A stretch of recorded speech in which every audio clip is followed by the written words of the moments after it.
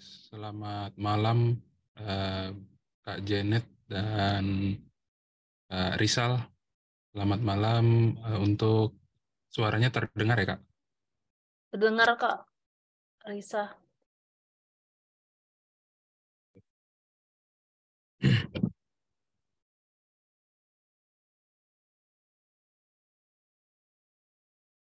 Mungkin kita nanti mulai pas ya di jam 7.00 ya, Kak. Boleh, boleh.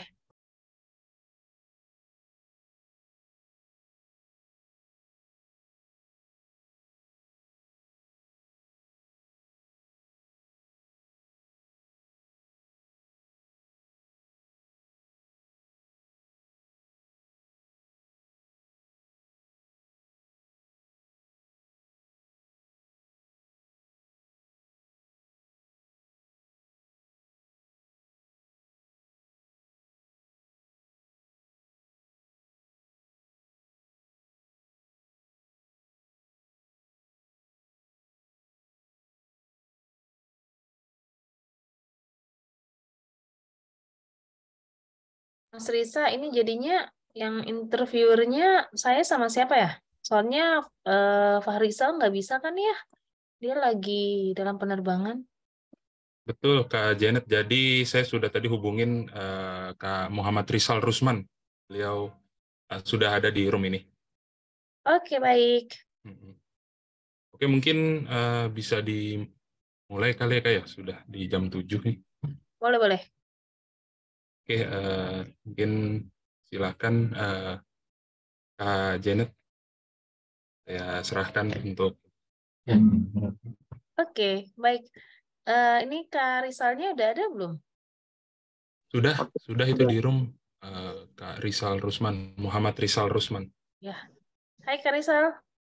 Hai, malam Kak. Ya, oke, kita mulai aja kali ya. Oke, Oke, itu emang sengaja off cam ya? Atau gimana? aku 2 device Kak. Oh gitu. Oh yang oh alah. Ini tuh maksudnya satunya muncul. Oke oke. Oke. Oke, selamat malam Karisa dan Karisa serta rekan-rekan semua yang hadir di dalam Zoom meeting ini. Kita akan melakukan proses mock-up interview ya untuk Kak Karisa Rahmat Putra. Untuk mendahulunya, Karisa deh saya persilakan duluan. Oke. Oke, ini anggap aja ya. Kalau boleh tahu Mas Riza, nanti interviewnya itu pagi, siang, atau sore? Untuk di hari hanya ya, Mas, maksudnya? Ya. Di pukul jam 10.00 WIB. Oke, berarti kita asumsikan mock-up interview hari ini tuh sama persis untuk nanti interviewnya pada hari hanya. Oke, selamat pagi. Selamat pagi Mas Riza Rahmat Putra. Selamat pagi Bapak Rizal. Oke, sebelum kita memulai, panggilannya siapa? Mas Riza ya? Saya bisa dipanggil Riza, Pak. Oke, Mas Riza. Oke, sebelumnya kami dari tim interview LPDP mengucapkan selamat kepada Mas Riza karena telah berhasil hingga ke tahap seleksi substansi untuk beasiswa LPDP tahun 2023 tahap 1 ini. Ya, sebelum kita memulai diskusi terkait banyak hal, saya ingin mengingatkan beberapa hal terkait peraturan maupun tata tertib. Yang pertama, bisa dipastikan bahwa Mas Riza berada di ruangan sendiri. Kemudian yang kedua, Mas Riza berkomitmen untuk tidak menyebarluaskan ataupun melakukan recording selama proses wawancara ini. Apakah Mas Riza bersedia dan berkomitmen? Ya, saya bersedia dan berkomitmen, Bapak. Oke. Oke, sebelum kita mulai, apakah ada yang ingin ditanyakan terlebih dahulu? Belum dimulai, tidak ada, Pak. Tidak ada yang ditanyakan. Oke, kalau tidak ada, di sini nanti saya akan dibantu oleh Ibu Janet Papilaya sebagai interviewer untuk wawancara pada pagi hari ini. Oke, sebelum kita mulai, mungkin Mas Riza bisa memperkenalkan dirinya terlebih dahulu. Ya, bismillahirrahmanirrahim. Assalamualaikum warahmatullahi wabarakatuh. Selamat malam kepada yang terhormat panelis LPDP. Terima kasih telah memberikan kesempatan kepada saya pada pagi hari ini untuk bisa melakukan wawancara terkait dengan proses seleksi program beasiswa saat ini.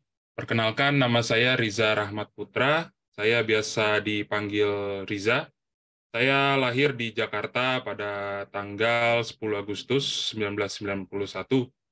Saya saat ini adalah seorang suami dan juga seorang ayah bagi 2 orang anak saya. Saya saat ini bekerja sebagai salah satu senior geotechnical engineer dan geologi di salah satu perusahaan tambang yang ada di Indonesia. Mohon maaf. Saat ini saya telah menyelesaikan program magister saya S2 di program studi geofisika Universitas Indonesia pada tahun 2018, dan juga saya telah menyelesaikan program sarjana saya di Universitas Pajajaran pada tahun 2013. Lalu saya juga sebagai tambahan pendidikan informal, saya telah menyelesaikan program profesi insinyur di Universitas Gadjah Mada pada tahun 2021. Pada saat ini saya memiliki rencana untuk melanjutkan program doktor saya di program studi Doktor Teknik Geologi Universitas Gadjah Mada. Dan saya memiliki visi atau mimpi ke depan bahwasanya saya ingin menjadi seorang yang ahli di bidang geoteknik tambang yang memiliki keahlian atau kompetensi khusus di bidang manajemen risiko yang berkelanjutan.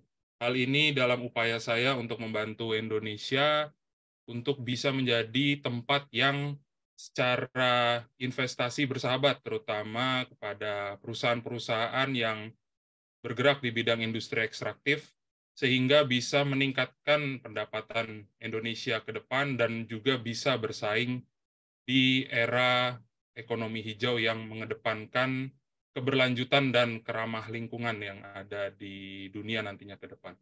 Mungkin itu Bapak Ibu yang bisa saya sampaikan sebagai perkenalan. Terima kasih Bapak.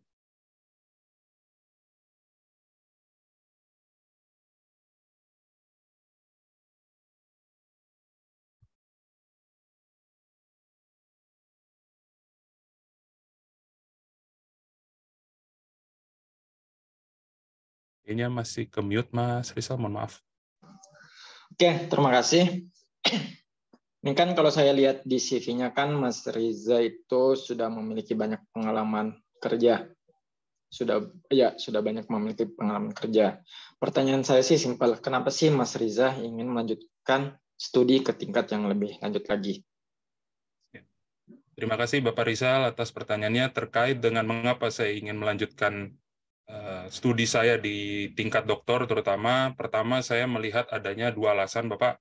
Bahwasanya yang pertama ada permasalahan yang saya temukan di lapangan, di mana permasalahan tersebut bisa saya selesaikan apabila saya memiliki kompetensi yang lebih tinggi.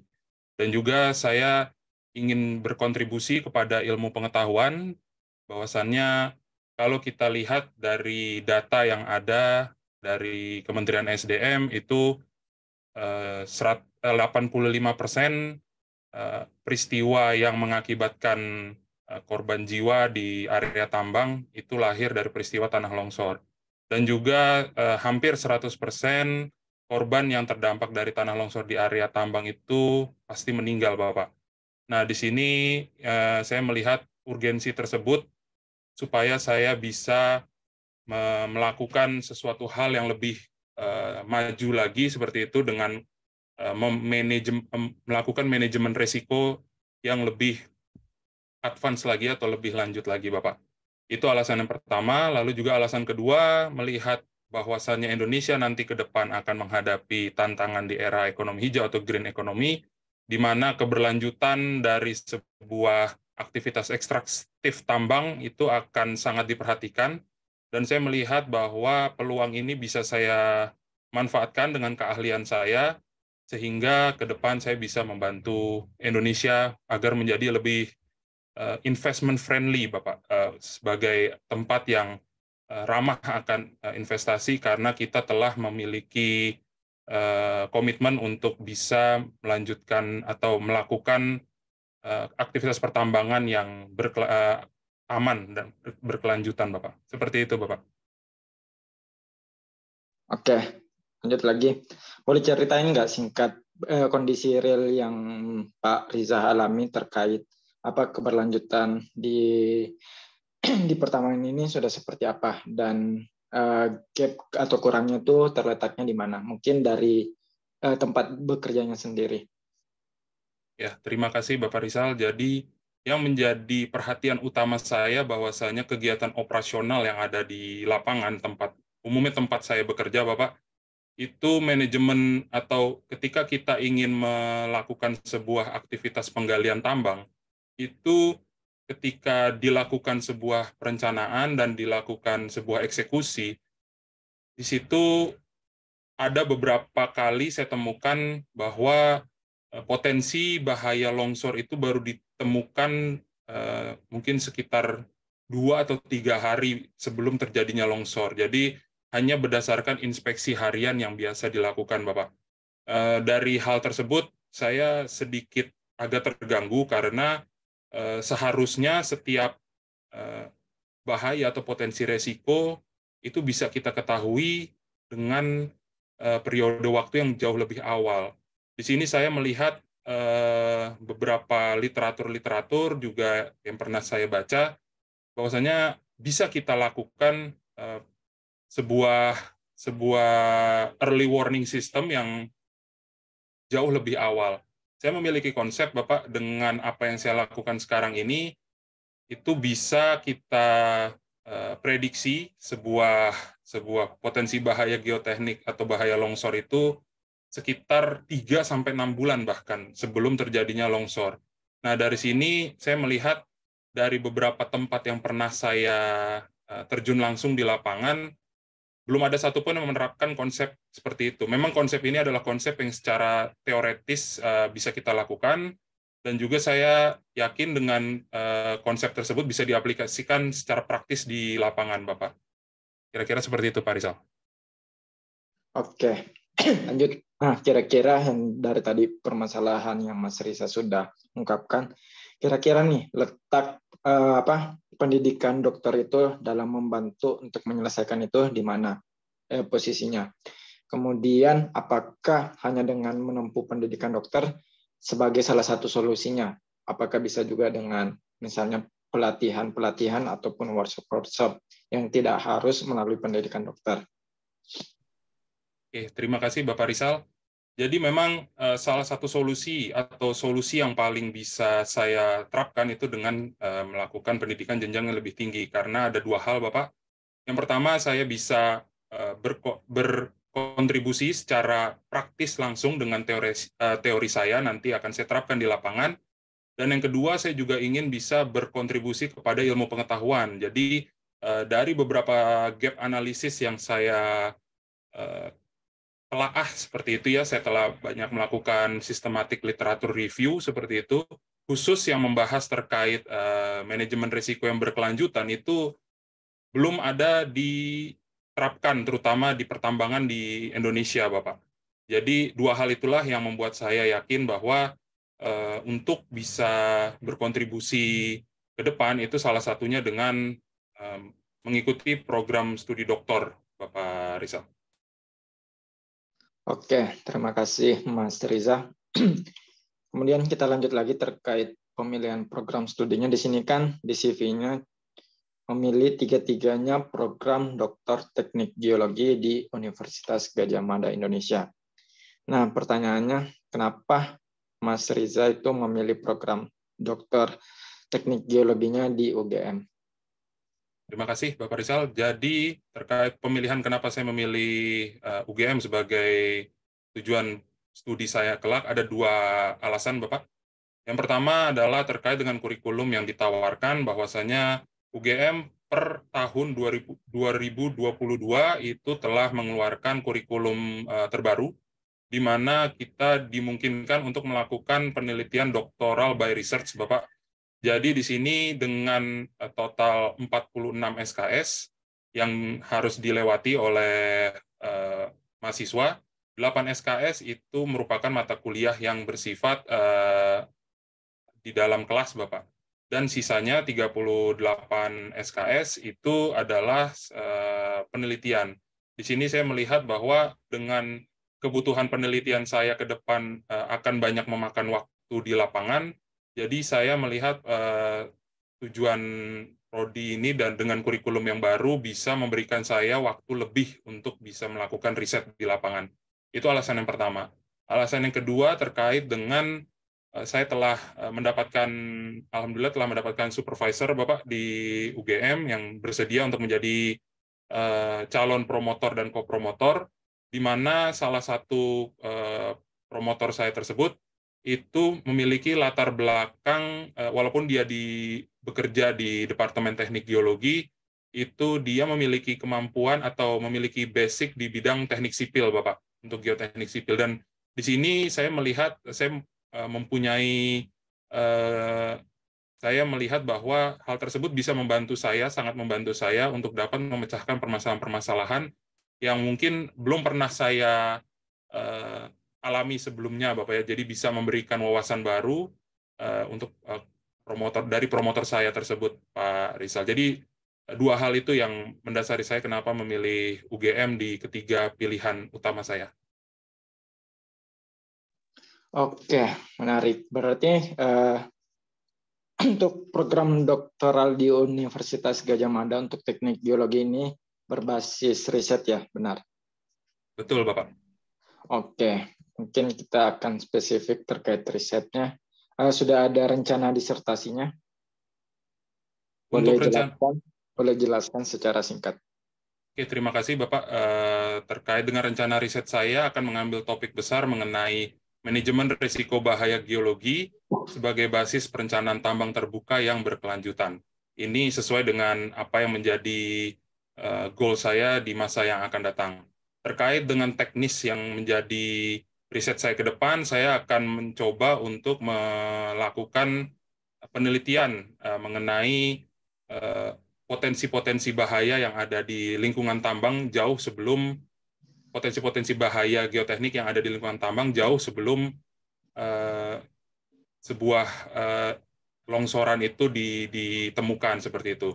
Basis yang akan saya jadikan subjek data itu adalah kondisi batuan saat terdeformasi, Bapak Rizal. Jadi di situ akan saya lakukan numerical modeling atau permodelan numerik sehingga bisa dijadikan basis untuk forecast ya atau prediksi kira-kira ke depan nanti ketika dia akan digali itu berapa nilai kuat batuannya sehingga bisa kita predik jauh sebelum area tersebut digali, Bapak Rizal. Oke, kemudian kira-kira nih bagaimana? Jadi untuk jenis metode penelitian yang digunakan itu seperti apa?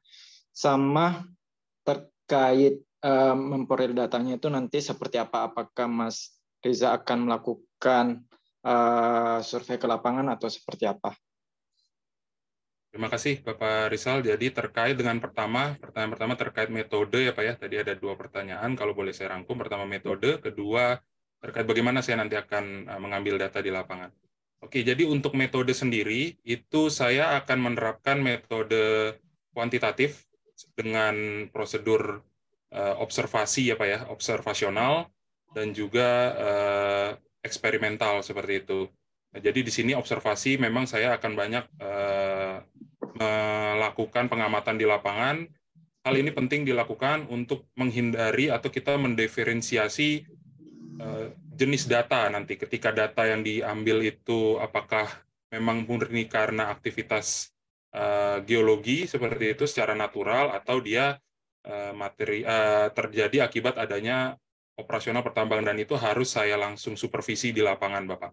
Itu untuk observasional. Lalu nanti untuk eksperimentalnya memang akan melibatkan hasil penelitian, hasil pengambilan data di laboratorium, Bapak, sehingga bisa untuk memvalidasi kondisi aktual di lapangannya. Nah, lalu juga terkait dengan untuk bagaimana pengambilan data di lapangan, memang saya akan banyak bekerja sama nanti dengan tim yang ada di lapangan, Bapak, karena ini nantinya akan bersinggungan langsung dengan area operasional yang ada di tempat saya bekerja. Jadi di sini saya akan coba untuk memanfaatkan sumber daya yang ada di lapangan, lalu juga dengan alat-alat yang tersedia seperti itu, dan harapannya saya bisa menghasilkan hasil atau keluaran penelitian yang sesuai dengan yang saya harapkan, Pak Rizal. Terima kasih. Oke, terima kasih Mas Riza. Nah, kemudian kira-kira apa sih yang menjadi perbedaan nantinya terkait rencana disertasi yang Mas Riza akan lakukan dengan penelitian atau proyek-proyek yang telah dilakukan di bidang teknik geologi ini? Oke, terima kasih Pak Rizal. Jadi yang membedakan adalah bahwasannya penerapan secara koridor saintifik atau koridor ilmiah seperti itu yang mengedepankan integriti apa ya dalam kita pengambilan data, lalu juga dalam hal memvalidasi data, itu umumnya tidak sampai sedetil itu apabila dibandingkan dengan proyek-proyek kecil yang, atau saya tidak bilang kecil, tapi proyek-proyek yang sifatnya ad hoc seperti itu ketika di lapangan. Jadi saya memang melakukan pendekatan yang lebih holistik, yang lebih besar seperti itu, dengan parameter-parameter yang harus sesuai dengan koridor-koridor ilmiah. Salah satu yang bisa dijadikan acuan seperti itu, Bapak, itu salah satunya adalah keputusan Menteri SDM, ya, dokumen keputusan Menteri SDM tahun 1827 tahun 2018. Di situ memang dijelaskan secara teknis seperti itu, dan walaupun dalam dokumen tersebut tidak dijelaskan mengenai metodenya, tapi saya melihat output yang dituliskan dalam dokumen itu bisa kita rumuskan dalam bentuk scientific approach atau dalam bentuk pendekatan ilmiah, dan inilah yang akan saya lakukan. Memang adalah hal yang mungkin di luar tupoksi saya dalam sebagai seorang engineer di operasional tambang, tapi saya yakin jalan yang tidak mudah ini akan menghasilkan sesuatu yang sangat bermanfaat ke depan, Bapak. Jadi kira-kira seperti itu yang akan saya lakukan, Pak Rizal. Oke, terima kasih Mas Riza. Kemudian terkait nanti riset disertasi ini, kira-kira outputnya nanti seperti apa? Apakah publikasi paper atau pengaplikasian langsung ke lapangan atau ke industri? Sama kira-kira harapan setelah menyelesaikan disertasi ini itu seperti apa? Ya, terima kasih Bapak Rizal. Jadi karena saya memutuskan untuk mengambil program studi doktor, maka saya sudah memahami konsekuensi bahwa secara natural output yang akan saya keluarkan adalah berupa publikasi ilmiah. Itu yang pertama. Yang kedua, sebagai bentuk kontribusi saya kelak dalam hal manajemen risiko, pastinya saya akan menerapkan konsep ini ke dalam koridor praktikal atau praktis seperti itu. Dan nantinya saya akan terapkan ini setelah berjalan, sambil berjalan ketika saya studi juga, saya akan berkoordinasi dengan tim pembuat kebijakan. Dalam hal ini ketika di ruang lingkup operasional itu ada pejabat setara kepala teknik tambang, Bapak. Di sini saya akan mempropos metode ini sehingga bisa lebih dikenali. Dari kepala teknik tambang itu bisa dieskalasikan lagi ke inspektur tambang, ya, untuk area regional seperti itu, dan nanti bisa diterapkan lagi dieskalasikan lagi ke kepala inspektur tambang. Nah, di sini saya melihat bahwa hal tersebut apabila dieskalasikan ke pemangku kebijakan itu bisa memberikan impact yang lebih luas, Bapak. Jadi itu harapan saya, dan juga secara praktis, ya Bapak, secara praktis dan akademis. Lalu yang berikutnya bahwa saya melihat karena konsep saya ini konsep yang bersifat berkelanjutan, sustainability, saya juga ingin melibatkan tim dari universitas, Bapak, sebenarnya. Jadi, dalam arti ketika saya tidak ingin apa yang saya kerjakan ini hanya bisa dipahami oleh ruang lingkup saya di bidang praktis juga, tapi saya juga ingin bisa melibatkan universitas. Dengan cara apa? Kebetulan saya memiliki beberapa rekan yang bekerja sebagai dosen, itu ada di UGM, ada di Universitas Indonesia, ada di Universitas Pajajaran. Nah, di situ saya nantinya akan coba mengkolaborasikan dengan mahasiswa-mahasiswa untuk bisa mengambil topik penelitian yang mungkin secara umumnya gitu, secara garis besarnya sesuai dengan apa yang saya teliti ini. Mungkin mereka bisa mengambil dengan topik yang berbeda dan dengan approach yang berbeda seperti itu ya untuk topik yang sama, topik besar ini, Bapak. Dan nantinya saya juga mempunyai rencana apabila ini semua bisa berjalan secara simultan dan lancar seperti itu, saya juga mempunyai impian ke depannya saya bisa memiliki konsultan ya Bapak. Konsultan yang bisa nantinya membantu industri-industri ekstraktif tambang untuk bisa sesuai dengan koridor green economy ke depan. Seperti itu Pak Rizal. Oke, terima kasih. Mungkin ini pertanyaan terakhir dari saya. Ini kan kalau saya tangkap dari pernyataan sebelumnya bahwa Mas Riza ini kemungkinan setelah studi program doktoralnya akan kembali ke dunia industri atau praktisi, bukan beralih ke akademis. Nah, pertanyaan saya, nanti kan selama studi doktoral kan akan banyak terkait teori-teori. Nah, kira-kira bagaimana Mas Riza ini mengintegrasikan pengetahuan selama doktoral itu dengan pekerjaan yang praktis, dengan pekerjaan yang bersifat praktikal. Kira-kira bagaimana Mas Riza mengintegrasikan kedua hal tersebut? Terima kasih Bapak Rizal. Untuk bagaimana cara saya mengintegrasikan, kuncinya menurut saya ada di komunikasi, Bapak. Memang kita melihat bahwa adanya perbedaan ya antara dunia pendidikan akademis dengan dunia praktikal, di mana dunia pendidikan itu relatif dia akan berfokus pada proses oriented atau berorientasi pada proses. Sementara ketika di dunia praktis itu akan berorientasi pada hasil atau result oriented. Nah, tapi di sini saya tidak akan mencoba untuk mendikotomi dua hal tersebut karena saya yakin dua hal tersebut ada dua hal yang secara konsep pasti sangat berhubungan.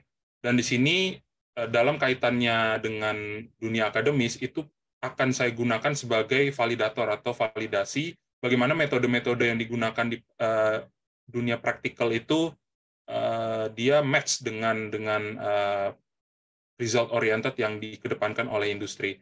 Dengan cara apa? Dengan cara kita melakukan lebih banyak komunikasi, baik ke pihak internal seperti itu, dengan atasan saya atau supervisor saya, dan saya juga melihat penting untuk bisa mengkomunikasikan ke eksternal. Artinya, saya akan lebih aktif kepada organisasi-organisasi profesi keahlian seperti itu, Bapak, karena salah satunya seperti Ikatan Ahli Geologi Indonesia, Perhimpunan Ahli Pertambangan Indonesia.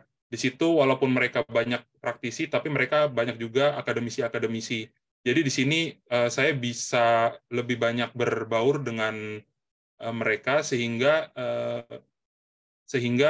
saya mendapatkan wawasan yang lebih luas lagi ya. Jadi bagaimana cara memvalidasi hal yang mungkin awalnya saya belum pernah ketemu dan bagaimana mempraktikannya di lapangan seperti itu karena seperti banyak ungkapan ya yang sering beredar ketika kita melakukan S3 itu ibarat kita memasuki hutan belantara seperti itu ya, kita banyak hal yang belum pernah kita temui seperti itu.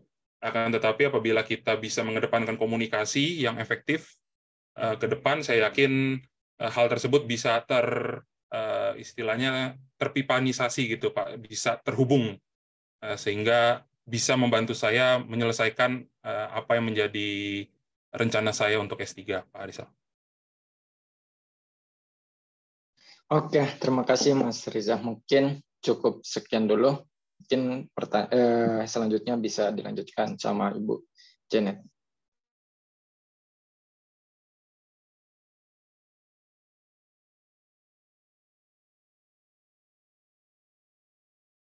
Maaf Ibu, kayaknya masih di mute.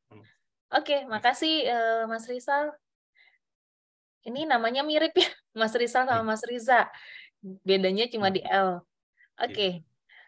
Mas Rizal, saya mau nanya nih, melanjutkan apa yang ditanyakan oleh Mas Rizal terkait dengan pengalaman kerja. Nah, kalau saya lihat di dalam pengalaman kerja ini kan Mas Riza dari 2014 sampai 15 itu pindah, ya kan ya, hanya setahun kerja kemudian pindah. Lalu kemudian juga dari ke 2018 sampai 2021 hanya 3 tahun kerja, kemudian pindah lagi. Lalu hanya 1 tahun kerja, pindah lagi gitu. Kenapa ya?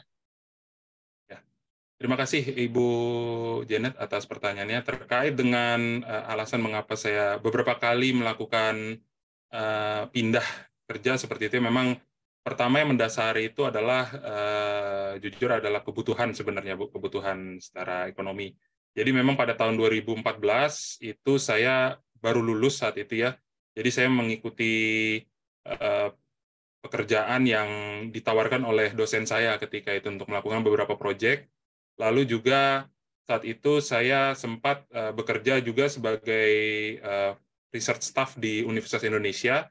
Itu saya lakukan sejalan dengan saat saya melakukan kuliah magister, Bu, S2. Jadi saya sambil kuliah S2, saya sambil dipercaya untuk mengajar S1 juga saat itu. Karena apa? Waktu itu saya alhamdulillah dipercaya oleh ketua jurusan Departemen Geoscience waktu itu kebetulan adalah senior saya juga saat kuliah S1. Jadi beliau menawarkan saya bagaimana untuk membantu pengajaran di departemen yang baru terbentuk tersebut. Nah, lalu juga sampai dengan 2018. Nah, 2018 saat itu memang kebetulan saya alhamdulillah dapat tawaran, Bu.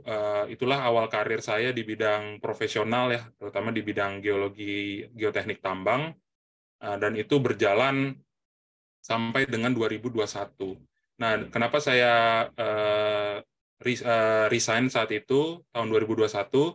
Karena saya melihat bahwa seiring berjalannya waktu dari 2018 sampai dengan 2021 di perusahaan PT TIS ya Bu ya, itu saya melihat sudah saatnya saya step up ya untuk dari posisi engineer ke posisi senior engineer. Senior Geotechnical Engineer. Di situ memang pada saat itu perusahaan di PT TIS itu belum ada vacant position untuk posisi senior dan alhamdulillah dapat tawaran di konsultan seperti itu, Bu. Nah, waktu itu konsultan juga memang posisinya ada di Bekasi, kebetulan di dekat rumah dan juga posisi yang ditawarkan senior. Jadi saat itu saya tidak pikir panjang lagi untuk pindah seperti itu. Nah, akan tetapi pada tahun 2022 di bulan Juni itu saya mendapatkan tawaran di PT yang tempat saya bekerja sekarang, PT Petrosi. Memang secara yang ditawarkan itu sesuai dengan kebutuhan saya saat ini, Bu, karena pada saat itu saya di tahun 2022 anak saya yang kedua sudah lahir, jadi memang secara kebutuhan lebih banyak, tapi pada saat itu perusahaan saya yang di PT Geosinergi belum bisa untuk menawarkan sesuai yang saya butuhkan seperti itu, Bu. Dan saat ini saya di PT Petrosi alhamdulillah diberikan kecukupan, Bu, untuk bisa secara income seperti itu bisa memenuhi kebutuhan saat ini. Seperti itu, Bu Janet. Oke. Ini udah berapa kali apply beasiswa, Mas? Ya, total saya ini untuk prodi doktor ini yang keempat, Bu. Keempat, apa-apa aja? Sorry, Apply-nya kemana aja? Apply-nya kemana aja? Untuk apply beasiswanya ke LPDP semua, Bu. Ini LPDP yang usaha keempat lah. Usaha keempat. Jatuhnya di mana? Ya, jadi kalau saya mungkin agak panjang saya akan jelaskan, Bu ya.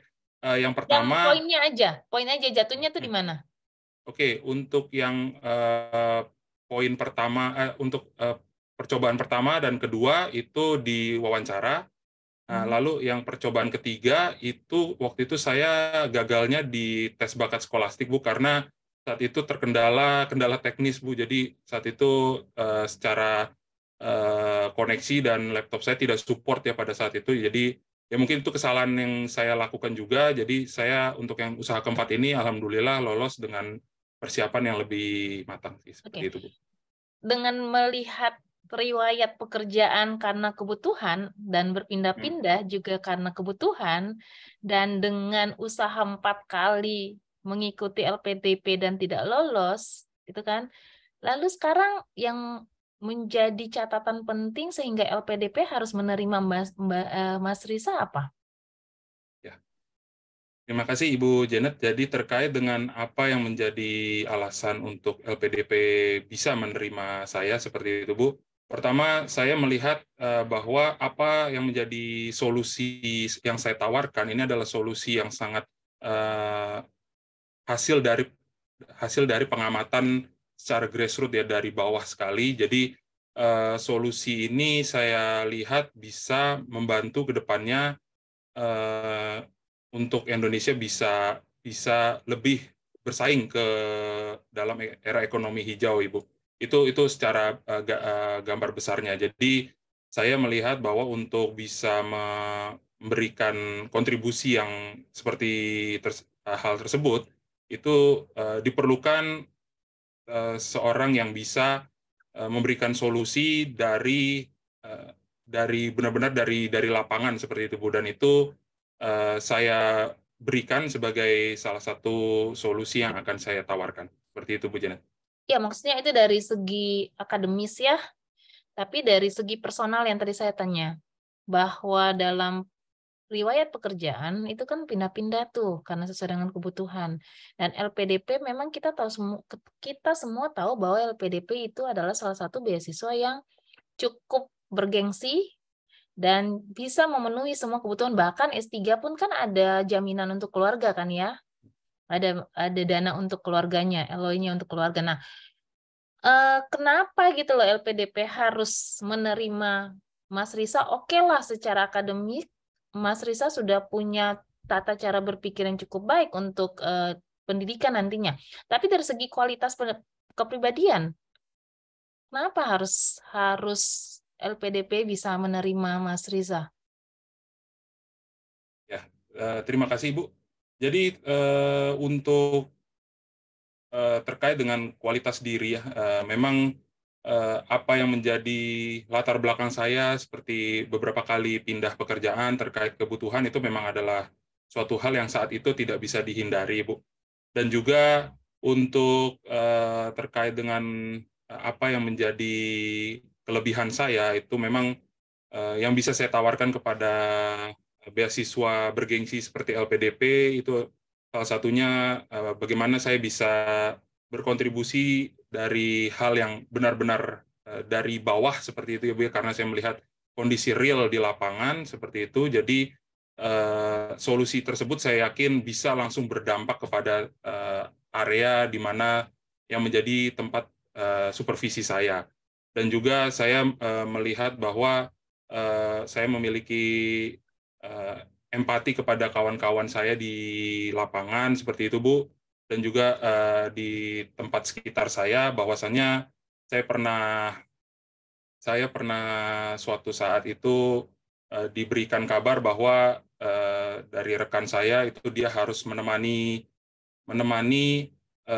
salah satu tim safety seperti itu untuk ke rumah salah seorang pekerja karena dia memberitahukan bahwa keluarganya tersebut harus meninggal karena insiden tambang yang berkaitan dengan tanah longsor. Dan saya tidak ingin hal tersebut terjadi di bawah supervisi saya. Maka dari itu, dengan integritas dan juga empati saya kedepankan value tersebut yang ingin saya berikan, ya, yang ingin saya kedepankan, sehingga saya yakin pemimpin yang memberikan value tersebut, mengedepankan integritas, lalu empati, itu adalah pemimpin yang dicari oleh LPDP, Ibu. Dan saya yakin saya adalah salah satu yang bisa PDP berikan grant-nya kepada saya. Seperti itu, Bu Janet. Oke, baik. Kita lanjut ya.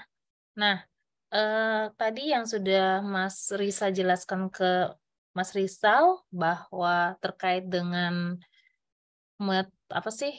esai dan proposal penelitian, kan tadi sudah menjelaskan tentang metode penerapan kan. Nah, hanya saja saya belum melihat peta jalan penelitiannya gimana. Bisa dijelaskan singkat peta jalan penelitiannya?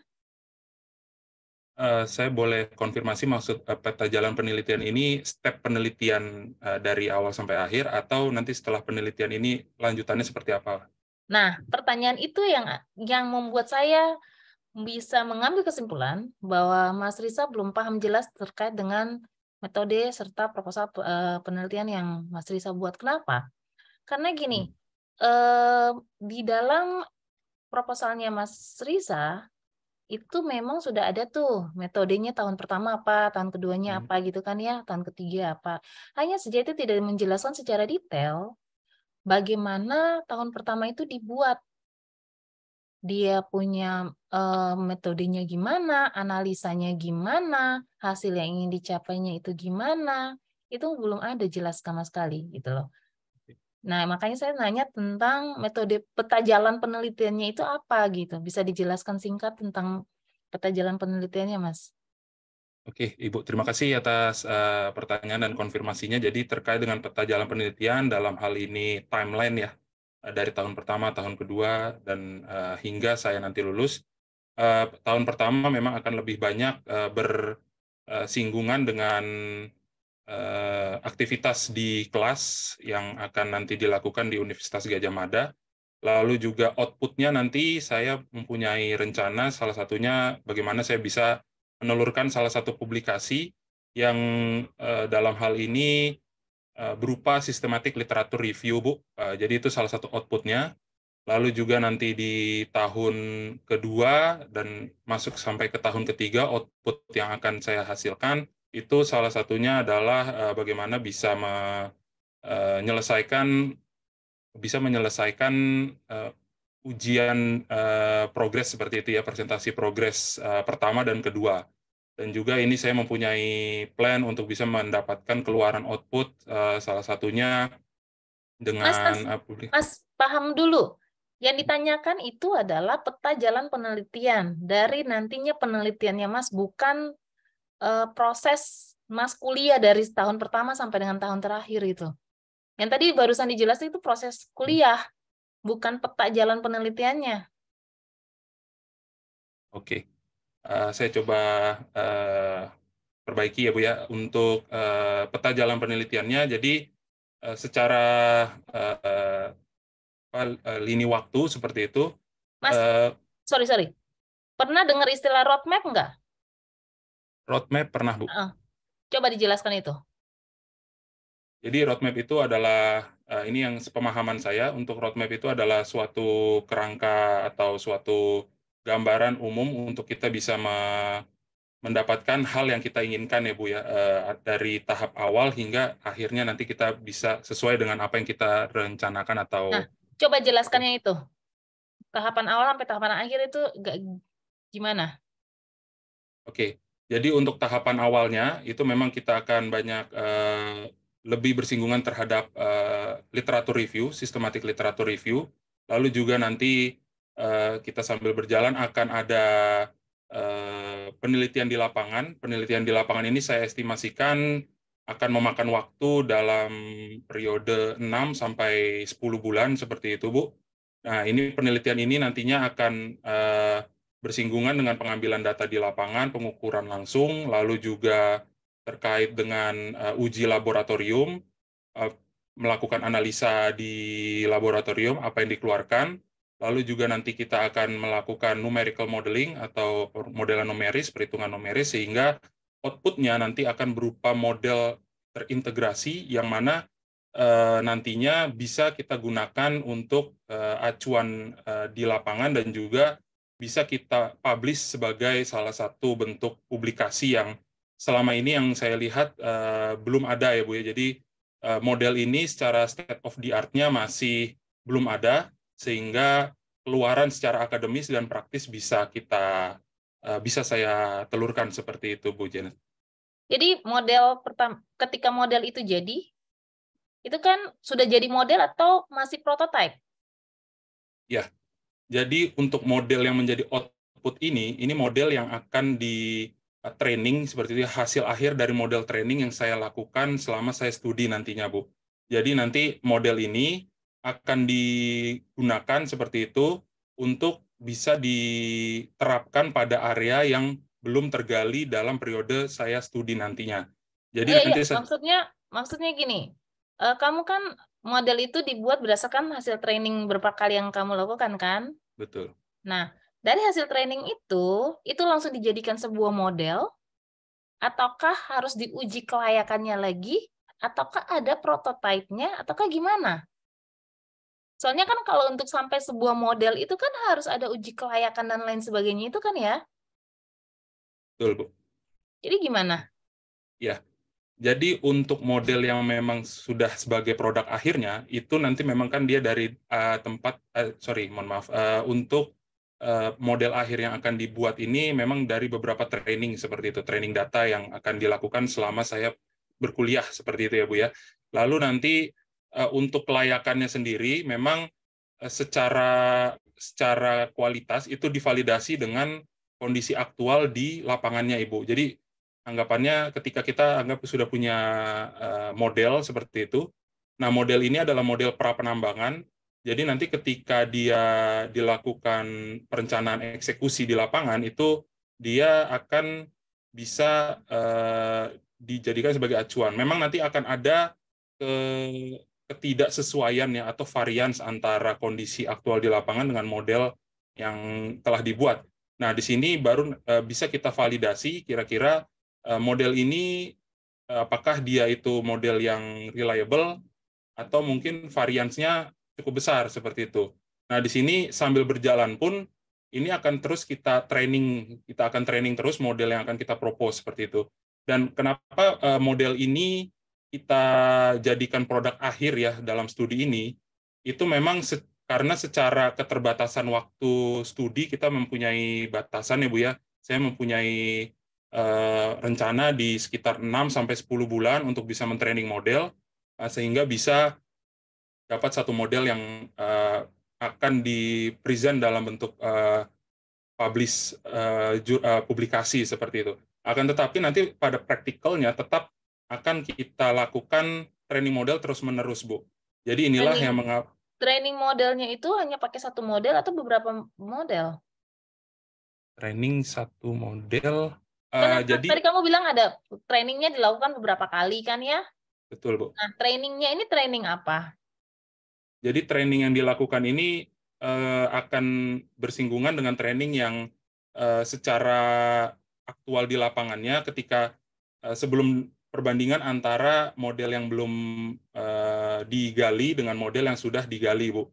Nah, di sini ketika misalkan sebelum digali masih dalam bentuk perencanaan, misalkan kita hanya bisa mengestimasi, katakan istilahnya faktor keamanan layering-nya tidak stabil misalnya.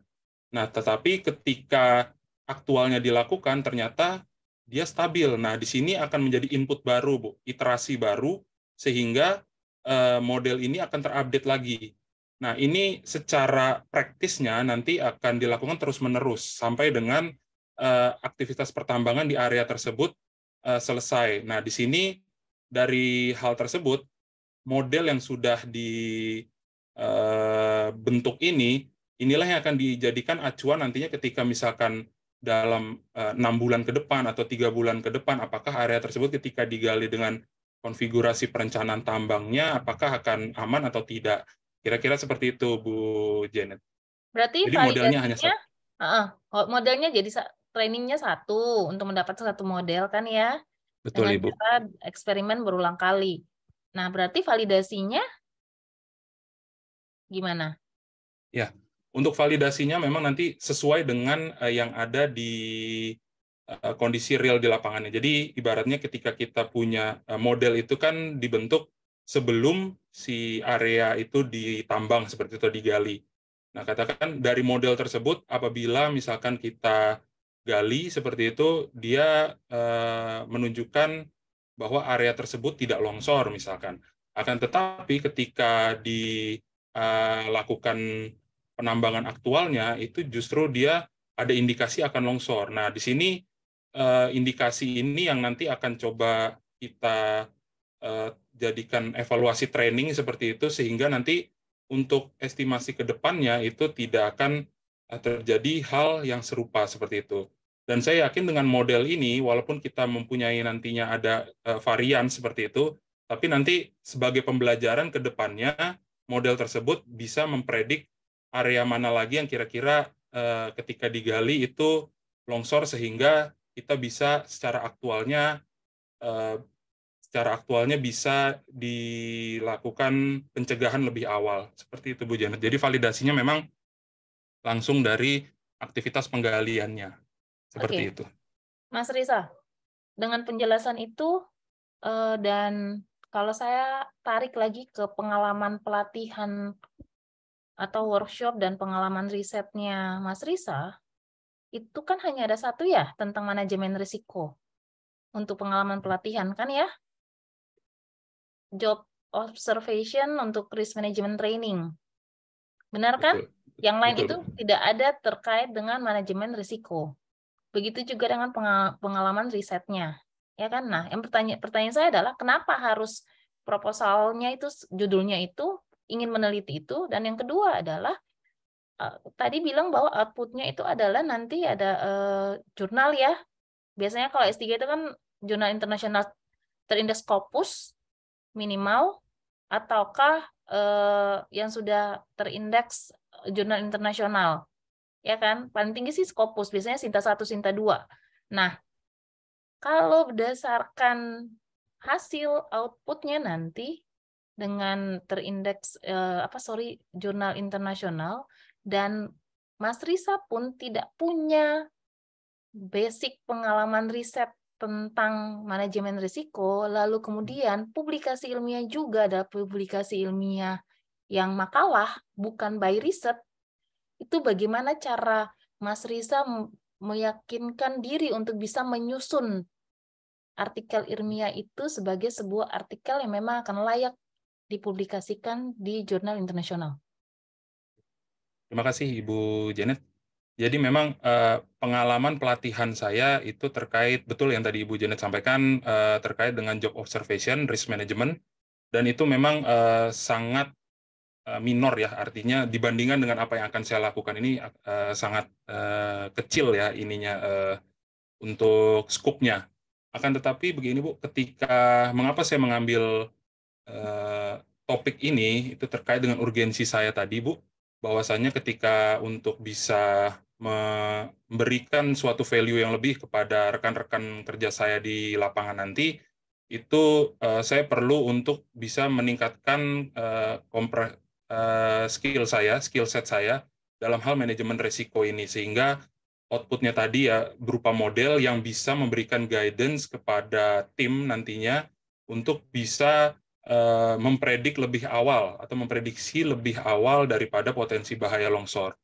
Nah, terkait dengan bagaimana caranya nanti ke depan saya bisa memastikan ketika apakah publikasinya layak untuk dijadikan publikasi ya, melihat dari background riset saya seperti itu memang tidak banyak terkait dengan manajemen risiko.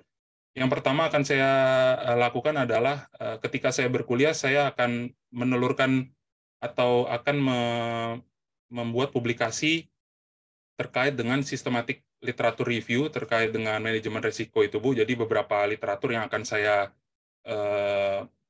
publikasikan seperti itu akan saya Jadi hanya literatur review ya? Salah satunya Bu, salah satunya literatur review itu. Nah, lalu juga nantinya dari literatur review itu nanti akan dipublish, sehingga saya melihat dengan saya membuat publikasi seperti itu akan memberikan saya kemampuan yang lebih ya, terutama dalam hal topik saya ini, sehingga memberikan saya lebih dalam lagi pengetahuan terkait dengan manajemen risiko ini.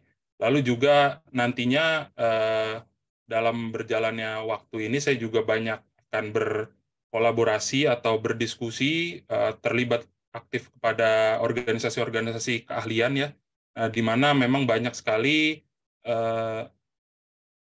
akademisi-akademisi yang memang mempunyai keahlian di bidang tersebut, Bu. Jadi di sini akan saya jadikan input untuk saya untuk bisa mendalami lagi topik yang saya kerjakan seperti itu, sehingga nantinya publikasi akhirnya itu bisa berupa publikasi terkait manajemen risiko yang sesuai standar dengan standar seorang dokter seperti itu, Bu. Memang ini proses yang panjang, akan tetapi dengan hal timeline seperti itu saya yakin bisa, Ibu Janet. Oke, baik. Mas Risa, tadi juga kan dijelaskan bahwa dalam penelitian nanti menggunakan eksperimen, ya kan?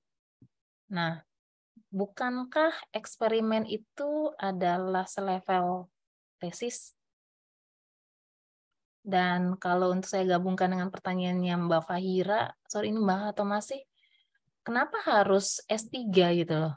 Bukankah tadi yang dijelaskan penelitiannya memang kalau menurut saya sih, itu selevel tesis orang S2 juga bisa melakukannya. Terima kasih, Ibu Janet. Jadi untuk terkait dengan metode eksperimental sendiri kan ini nanti akan saya gabungkan dengan metode observasional, Bu. Jadi memang terkait dengan metode ini bisa dipakai dalam jenjang studi yang lain ya, mungkin S2 atau bahkan S1.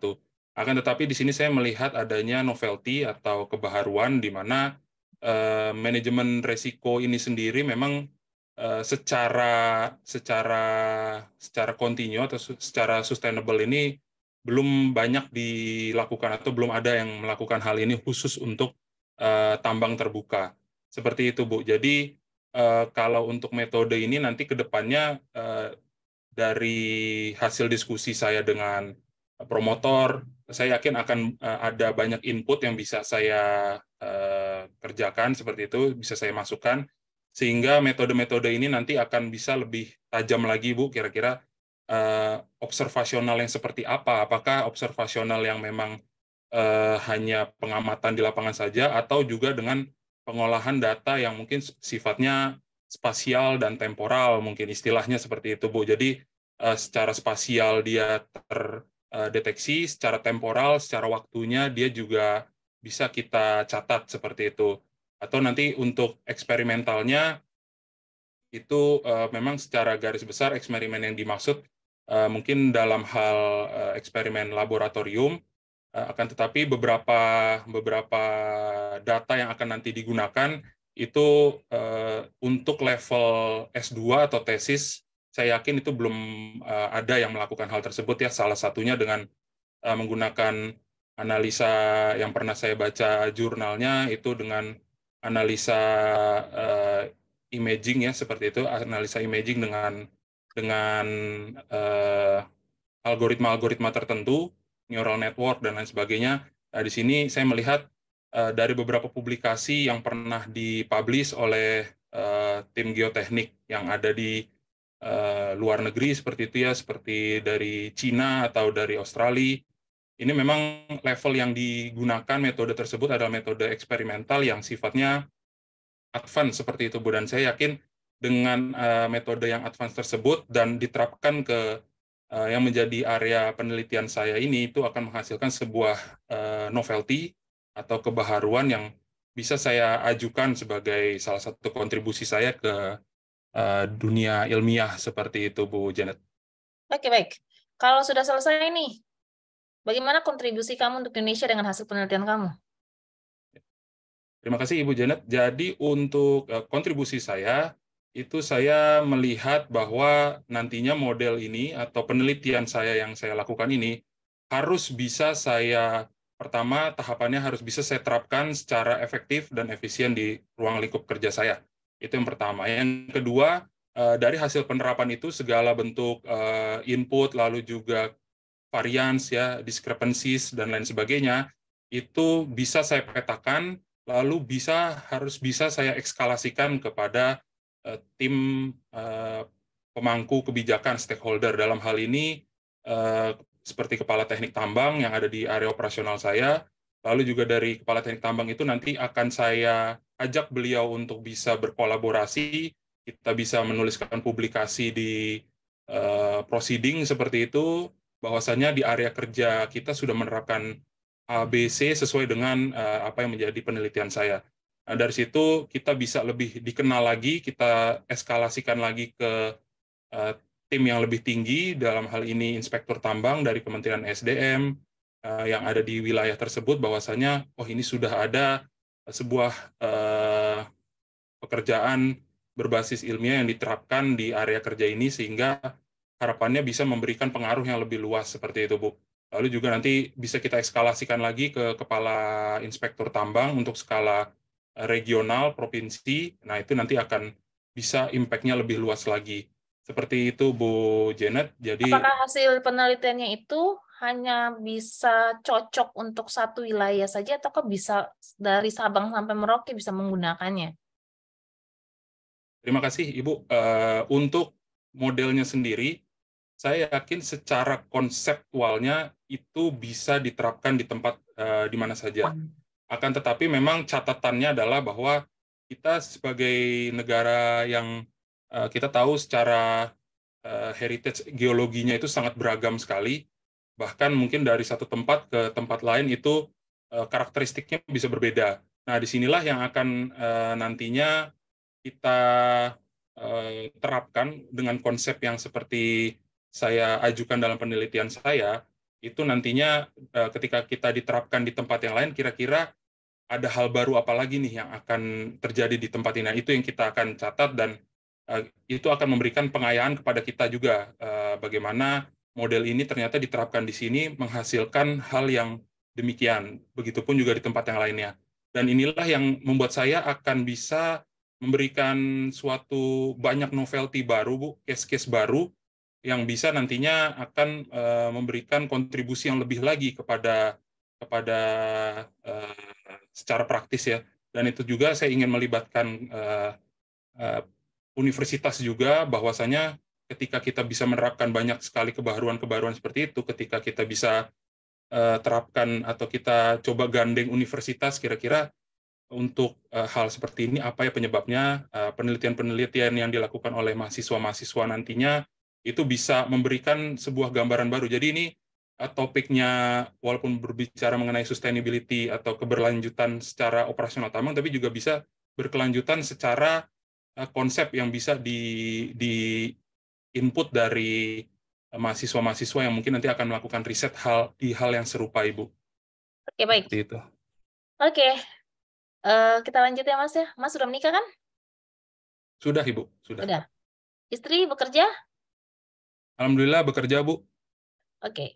Sekarang lokasinya di mana? Tempat tinggalnya? Saat ini saya tinggal di Bekasi, Bu. Istri juga di Bekasi? Istri tinggal dengan saya juga di Bekasi. Nah, ini nanti kan kuliah nih, pindah ke Jogja kalau seandainya diterima di UGM. Lalu istri sama anak-anak gimana? Ikut atau tinggal? Ya, mohon maaf, Bu. Jadi untuk istri sendiri nanti rencananya dia tetap di Bekasi, sementara saya di Jogja. Kalau misalnya dilihat kan memang Jogja Bekasi saat ini kan sudah terhubung cukup cepat seperti itu. Jadi seharusnya tidak ada masalah, Bu, selama kita mengedepankan komunikasi. Jadi anak juga alhamdulillah sudah sekolah di Bekasi. Jadi saya akan tetap biarkan istri saya di Bekasi, anak saya juga di Bekasi. Mungkin nanti dalam beberapa kesempatan saya bisa pulang seperti itu. Oke, baik. Itu memang biasanya di awal-awal harapannya seperti itu ya, Mas ya. Tapi pada kenyataannya banyak sekali mahasiswa doktoral yang tumbang di tengah jalan karena beda lokasi tempat tinggal dengan pasangan. Dan pencetusnya itu banyak hal. Nah, bagaimana Mas Risa, mungkin tadi sudah menjelaskan bahwa akan ada komunikasi. Emang semuanya pada dasarnya memang akan adanya komunikasi. Cuman apakah ada strategi khusus dari Mas Risa untuk bisa mengatasi ketika Mas Risa harus kuliah dengan jadwal yang begitu padat dan dengan tingkat keseriusan yang memang harus benar-benar serius, lalu dengan adanya riset yang harus dikejar dengan waktu karena LPDP juga menggunakan waktu kan ya untuk kita kuliah dan riset itu. Sedangkan juga pastinya ada permasalahan-permasalahan keluarga yang pasti akan muncul gitu. Nah, gimana cara Mas Risa mengatasi itu? Ya, terima kasih Bu Janet. Jadi memang terkait dengan jarak dan waktu, saya juga banyak mendengar ya terkait dengan banyak mahasiswa program doktoral yang mungkin tumbang karena alasan-alasan yang tadi Ibu sebutkan. Tapi alhamdulillah sih Bu, sampai dengan saat ini saya kan bekerja juga selama lebih dari 5 tahun ini bekerja dalam sistem roster ya Bu ya, artinya 6 minggu saya di lapangan, 2 minggu saya di rumah seperti itu. Jadi alhamdulillah sih apabila terkait dengan jarak yang jauh, saya dan istri saya sih sudah terlatih, Bu. Artinya ketika bekerja, kita saling mengerti seperti itu ketika ada permasalahan yang memang agak berat, seperti itu agak sedikit kompleks. Nah, kita memang berkomitmen untuk meluangkan waktu. Saya mungkin bisa ambil, ketika saya bekerja ya, saya misalkan bisa ambil day off 1 hari itu untuk silakan waktu untuk bisa berbrainstorm dengan istri saya seperti itu. Jadi memang kuncinya kalau menurut saya di sejauh ini yang saya alami itu di komunikasi, Bu. Bagaimana nantinya saya bisa mana yang menjadi hal yang bisa dikorbankan lebih dahulu atau diprioritaskan terlebih dahulu, itu yang akan kita lakukan bersama-sama, Bu.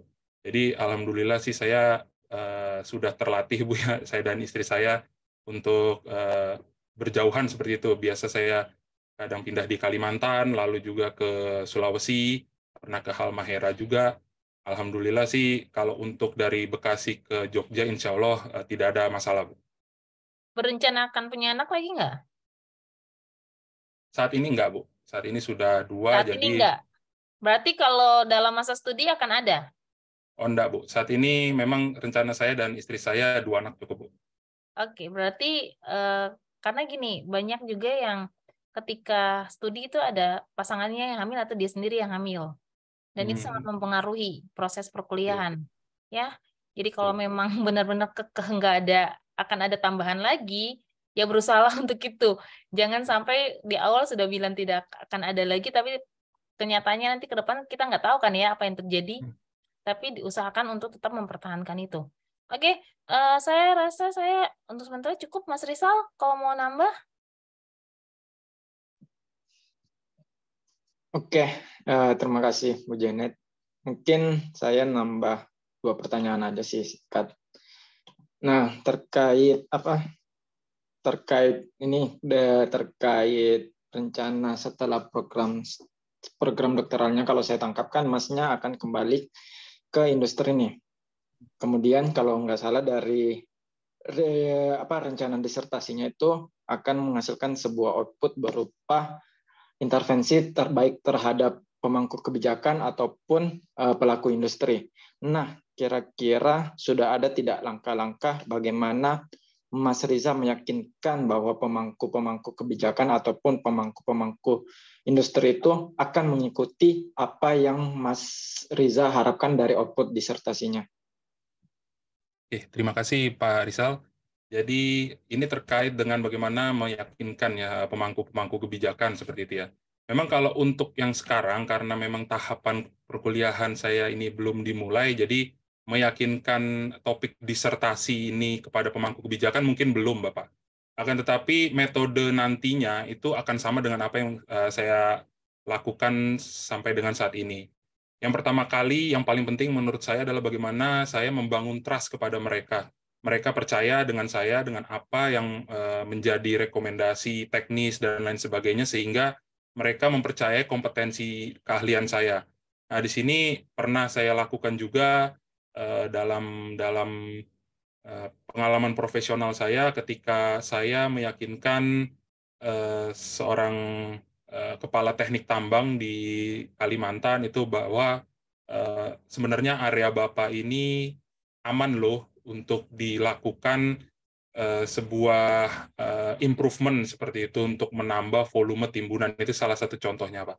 Nah, ini adalah salah satu tahap yang bisa nantinya akan saya terapkan juga seperti itu. Dan waktu itu outputnya alhamdulillah Kepala Teknik Tambang setuju dengan saya, diberikan approval, dan saya bagaimana mempersuasi mereka, melakukan negosiasi yang alot dan lain sebagainya untuk meyakinkan mereka sehingga mereka bisa percaya dengan saya. Dan alhamdulillah pada saat itu tidak terjadi hal yang dihindari seperti itu ya. Lalu juga ada beberapa kesempatan ketika saya itu dipercaya untuk bisa memimpin tim operasional di lapangan di site yang baru, waktu itu di Manado, Bapak. Jadi ketika itu saya memang ditunjuk langsung oleh operational mining manager untuk bisa membangun sistem di sana. Artinya apa? Artinya bahwa trust itu adalah satu hal atau awal yang penting untuk bisa meyakinkan orang lain untuk mempercayakan hal tersebut kepada kita.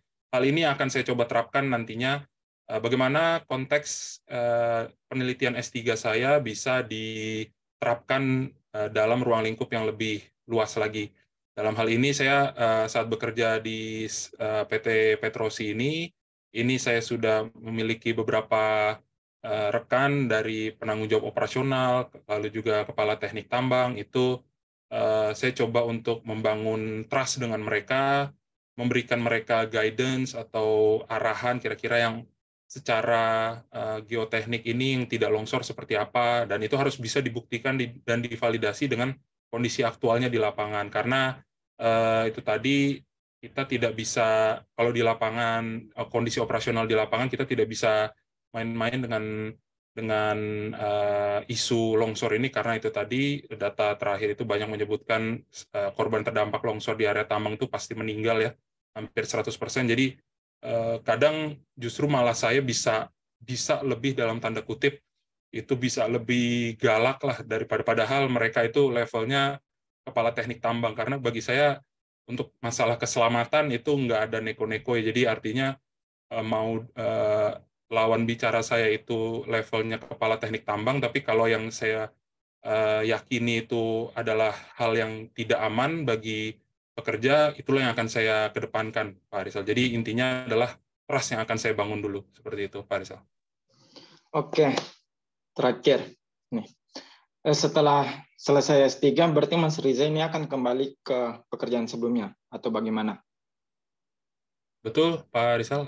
Terkait dengan setelah saya lulus S3, rencana saya kembali ke tempat saya bekerja untuk bisa menerapkan apa yang saya telah pelajari, telah saya raih. Seperti itu, Pak Rizal. Oke, berarti nanti akan kembali ke Petros ini. Berarti apa yang Mas Riza dalami atau lakukan selama S3 akan diterapkan di Petrosi. Nah, pertanyaan saya nih, berarti kan yang akan terkena dampak dari hal perubahan atau inovasi yang dilakukan itu kan ke perusahaan Mas sendiri. Nah, kira-kira jika efeknya itu tidak langsung ke orang-orang, bagaimana sih memastikan bahwa hal yang Mas Riza lakukan di industri itu memberikan dampak bagi Indonesia? Terima kasih, Pak. Memang untuk ruang lingkup awalnya pasti akan ruang lingkup secara praktikal atau ruang lingkup private secara terbatas seperti itu ya, Pak ya. Akan tetapi bagaimana saya mengekspannya tadi, bagaimana saya meluaskan pengaruhnya, itu ya salah satu paling efektif adalah dengan ke pemangku kebijakan yang lebih tinggi seperti itu. Nah, lalu juga impact secara praktis, tapi juga secara akademis saya juga harus punya pengaruh juga.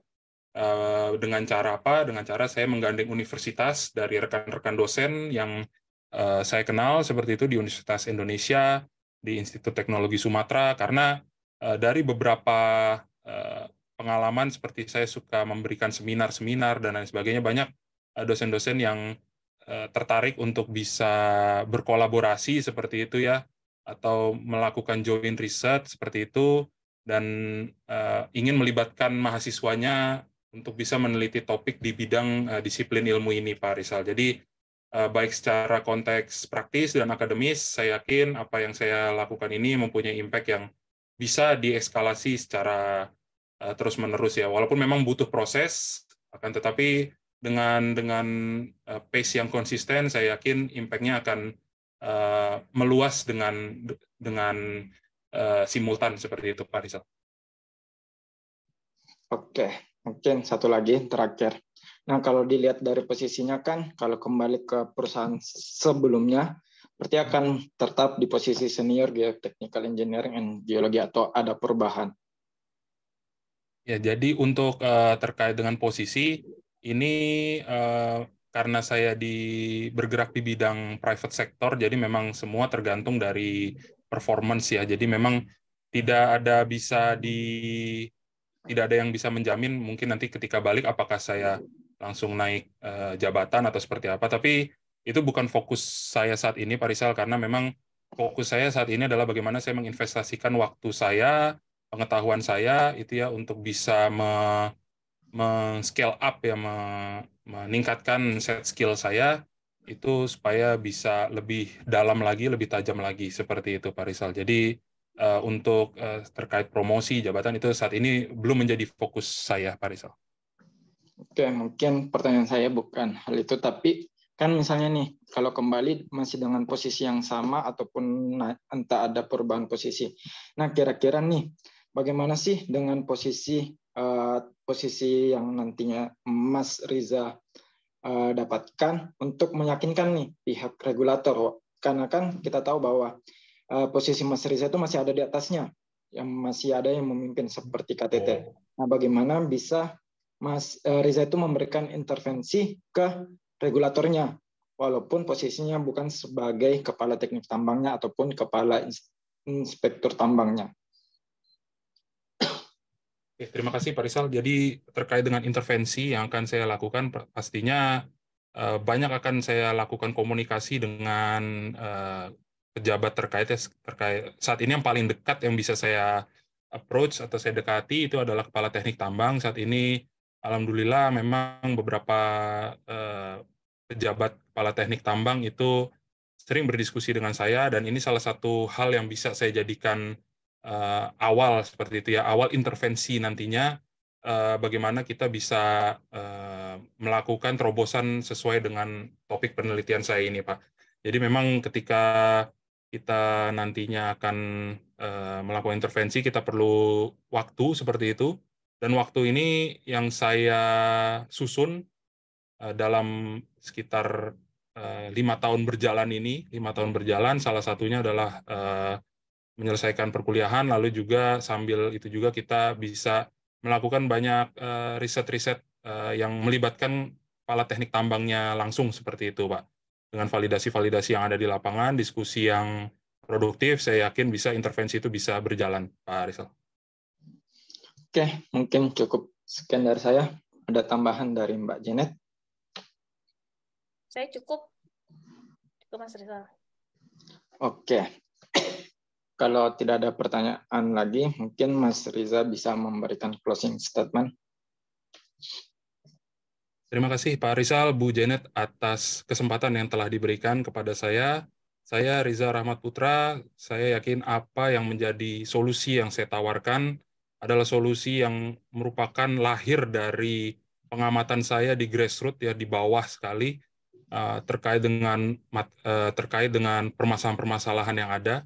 Solusi yang saya tawarkan ini juga saya yakin bisa langsung berimpact kepada kegiatan penambangan, bisa lebih aman dan juga bisa memberikan manfaat kepada pekerja sehingga tidak perlu mereka sampai harus kehilangan pekerjaan atau bahkan paling buruk kehilangan nyawanya karena terpapar langsung bahaya longsor di area tambang.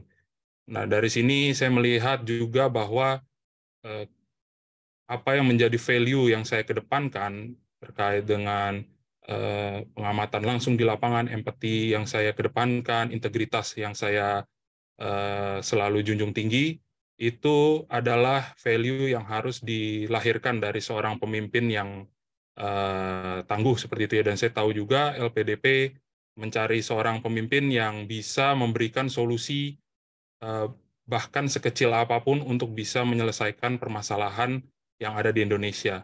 Saya yakin dari apa yang saya tawarkan tersebut, saya adalah orang yang bisa dipercaya oleh LPDP untuk bisa berkuliah dari grant yang diberikan. Jadi terima kasih atas kesempatannya. Semoga apa yang saya sampaikan bisa menjadi pertimbangan yang positif ke depannya, dan semoga kita bisa sama-sama menyelesaikan permasalahan yang ada di Indonesia. Akhir kata, Assalamualaikum warahmatullahi wabarakatuh. Selamat malam.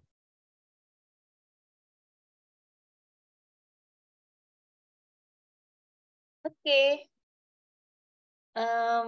Luar biasa ya Mas Risa ya. Keren.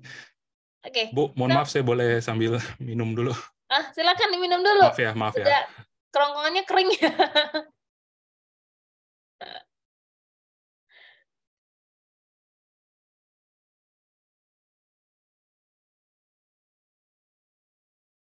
Oke, Bu. Alhamdulillah sudah. Oke, udah. Oke, kita evaluasi dikit ya. Ya, Mas Risa ya. Gimana perasaannya Mas Risa sebelum kita memberikan masukan? Kalau saya pribadi sih mungkin ada ya beberapa momen ketika di luar ekspektasi saya sih. Mungkin ketika tadi saat ditanya roadmap, itu kayak, wah ini di luar, ini saya harus merumuskan dengan cepat ini apa maksudnya, maunya. Ya makanya tadi mohon maaf ketika ditanya itu saya mungkin agak berlibat, agak nggak on point seperti itu ya. Mungkin itu tadi mungkin merumuskannya dalam sepersekian detik sih Bu. Jadi mungkin agak bertele-tele mungkin tadi ya. Oke, jadi memang kita lanjut aja Mas Rizal ya. Saya duluan. Iya, monggo.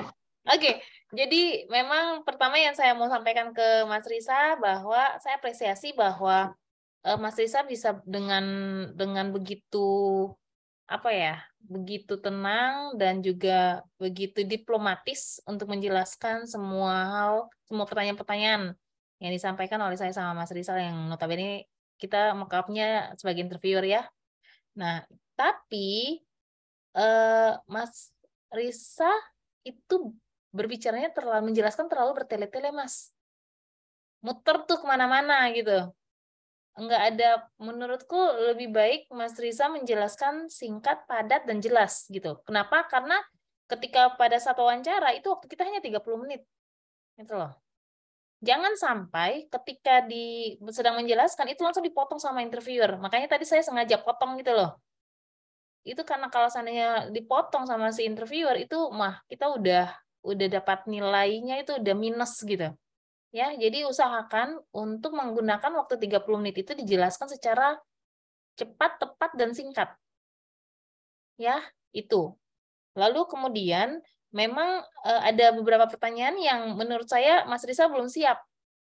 Sehingga tadi memang walaupun diplomatis, walaupun kelihatan siap, tapi ada bahasa tubuh yang menunjukkan tuh Mas Risa kaget sama pertanyaan itu. Gitu loh. Sehingga ada kata-kata yang digunakan yang itu menurut saya itu menggambarkan bahwa Mas Risa nggak paham dengan apa yang akan Mas Risa jelaskan gitu. Ya.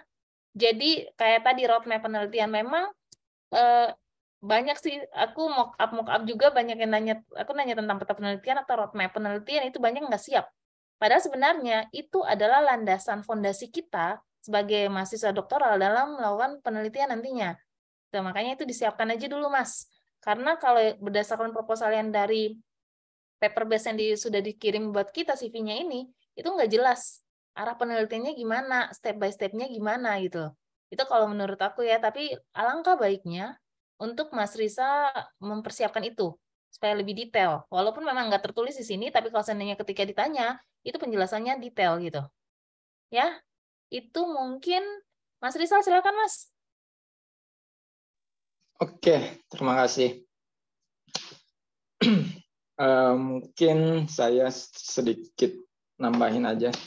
Pertama sih mau apresiasi dari ketenangan cara Mas Risa menjawab begitu tenang.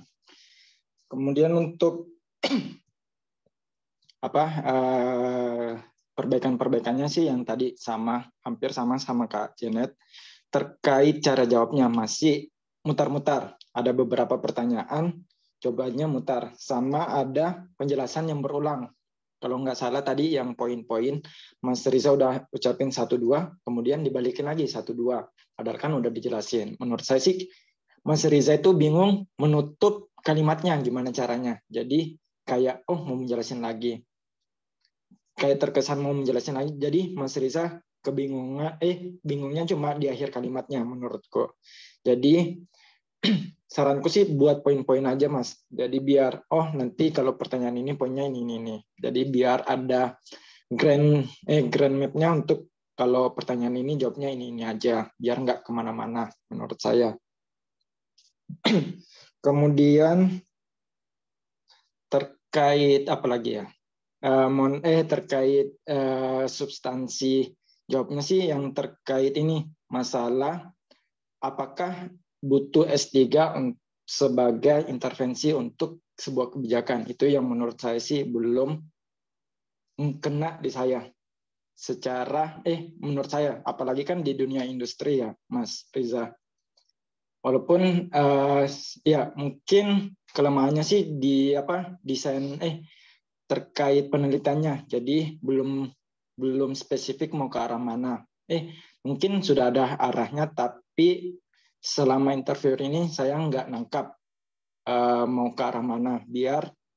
Jadi nggak nangkap kenapa sih Mas Riza ini butuh S3 untuk intervensi kebijakan. Tapi terkait alasannya sih menurutku sudah bagus, apalagi kan masalah tambang.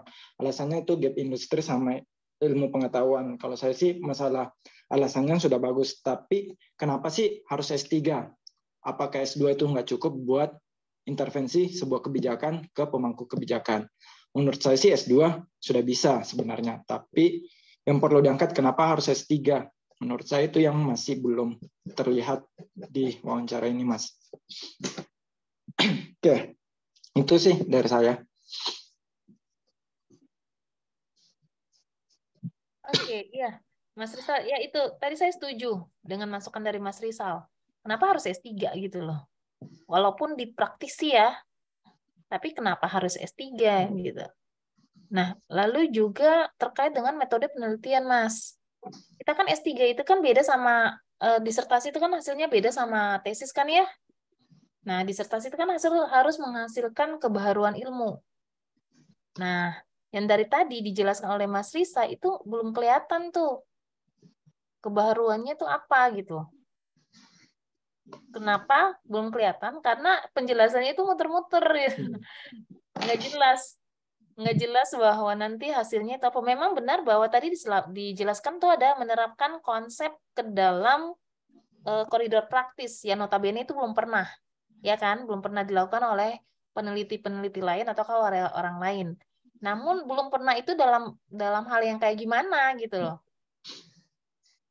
Ya, apakah dalam hal publikasinya ataukah modelnya itu belum pernah ataukah model itu merupakan model yang diperbaharui lagi oleh Mas Risa sehingga menjadi model yang baru karena tadi mengingat penjelasan Mas Risa bahwa model itu hanya bisa dilakukan di dalam satu wilayah saja. Sedangkan LPDP menuntut kita untuk hasil dari studi kita, outputnya itu bisa disebarluaskan seluruh Indonesia gitu loh.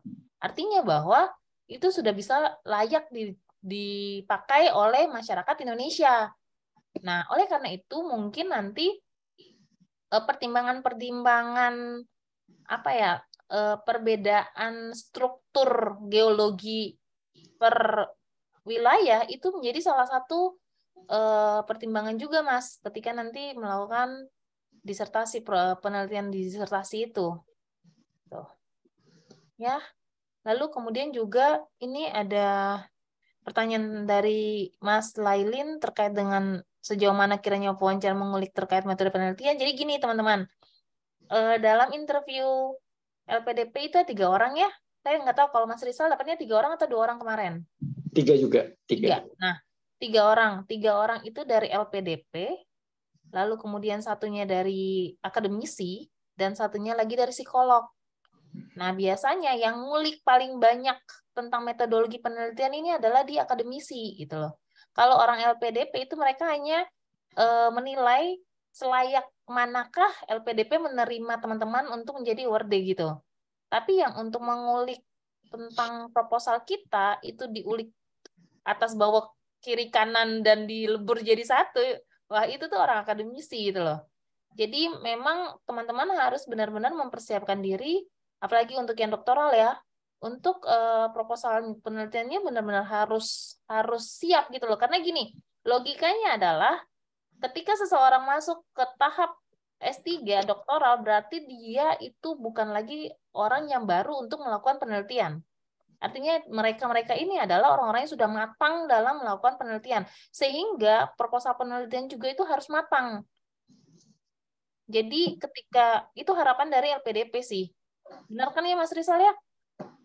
Jadi LPDP itu mengharapkan itu mahasiswa calon doktoral yang nantinya akan menerima award beasiswa LPDP itu adalah mereka sudah matang dalam penelitian sehingga setiap pertanyaan yang terkait dengan metode penelitian itu sudah bisa dijawab dengan jelas dan singkat itu. Itu mungkin kalau terkait dengan penelitian. Silakan Mas Rizal. Kalau saya sih sebenarnya kebetulan bukan doktoral ya, magister. Jadi Saya kira oke. Jadi gitu kalau pengalaman saya sih seperti itu teman-teman. Malah pertanyaan dari LPDP itu hanya 2 atau 3 ya kalau nggak salah. Tapi waktunya itu habis terbanyak buang itu untuk pertanyaan terkait dengan metodologi penelitian.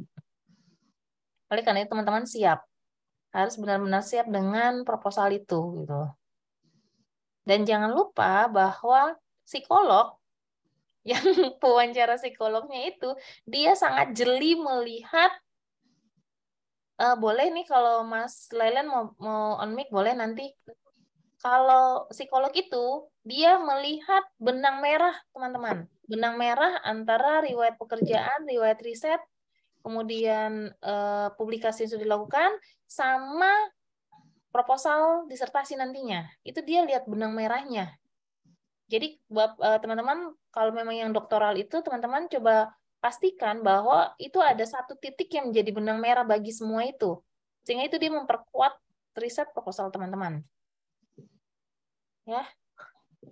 Mas Lailin gimana Mas? Silakan. Oke, baik. Assalamualaikum. Mohon maaf numpang tapaknya Mas Riza. Mantap sekali tadi wawancaranya. Salut saya. Ya, izin nanya Kak Janet. Jadi saya periode kedua ya tahun lalu itu ikut terus gagal di wawancara gitu ya. Yang saya pengen tanya itu begini. S3 ini kan konseptual ya ibaratnya ya konseptual. Dan harus mengandung novelty ya ibaratnya ya atau kebaruan gitu ya. Tapi boleh enggak kira-kira dia itu berupa produk gitu. Ya, karena beberapa teman yang udah lulus itu ya mohon maaf mungkin secara ininya adalah ya apa namanya produk gitu ya produk jenis produk gitu ya. Terus ada juga teori yang apa teman-teman bilang nggak boleh produk gitu ya. Sempat kemarin dibilang juga ini S3 bukan S1 gitu ya produk. Nah itu yang pengen saya tanyakan.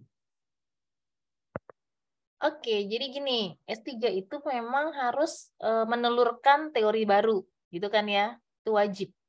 Harus menelurkan teori baru. Hanya saja boleh juga untuk produk. Caranya gimana? Dari teori baru itu kita membuat itu menjadi sebuah produk, gitu loh. Jadi produk itu benar-benar produk hasil dari penelitian yang menghasilkan teori dan teori itu bisa disusun menjadi sebuah produk. Jadi kita bukan mengadaptasi produknya punya orang lain, bukan.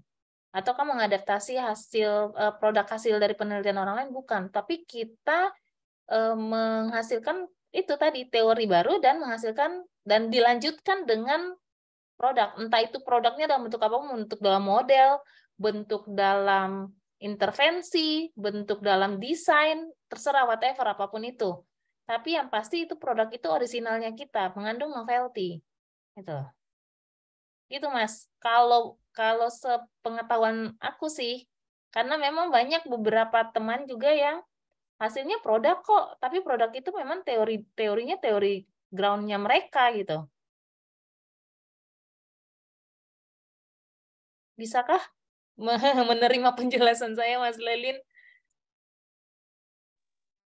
Ya, sepakat sih sebenarnya, cuman mungkin ranah batasan produknya itu sejauh mana, karena gini, saya kebetulan kan ilmu komputer ya, doktoral. Yang ada di penelitian saya itu kurang lebih kebanyakan itu juga produk gitu ya. Nah, itu paling kan yang kalau untuk saat ini yang saya buat itu gini, Kak, mungkin kalau ada masukan mungkin ya. Jadi teorinya yang saya buat, produk yang saya buat itu mungkin sudah ada di lapangan, tetapi belum menggunakan model yang saya rancang di penelitian itu gitu. Itu yang sedang saya garap gitu. Cuman balik lagi itu mungkin nanti pada saat di penelitiannya. Tapi ada satu yang saya agak ganjil sebenarnya, Kak. Jadi tidak tahu mungkin apakah cuma saya ngerasain atau teman-teman juga ya, Kak di sini. Jadi tadi kan Kak Jerry itu bilang ya, bahwasanya LPDP itu memaksa atau mengharapkan penelitian itu sudah matang gitu ya, sudah matang. Sedangkan kita, apalagi yang fresh graduate gitu ya, S2 lanjut S3 atau yang belum pernah lanjut segala macam, atau ada juga yang memang non LOE gitu ya, yang belum ketemu sama dosen promotor atau promotor ya. Nah, itu kan penelitiannya itu ya sekedar mentok-mentok hanya di proofreading gitu ya, belum sampai diuji sampai ke promotor atau sampai segala macam. Jadi kayak saya aja yang ngerasa mungkin ya, kayak waduh ini kok kalau harus dipaksa kayak ujian proposal gitu ya, kayaknya enggak fair sih gitu.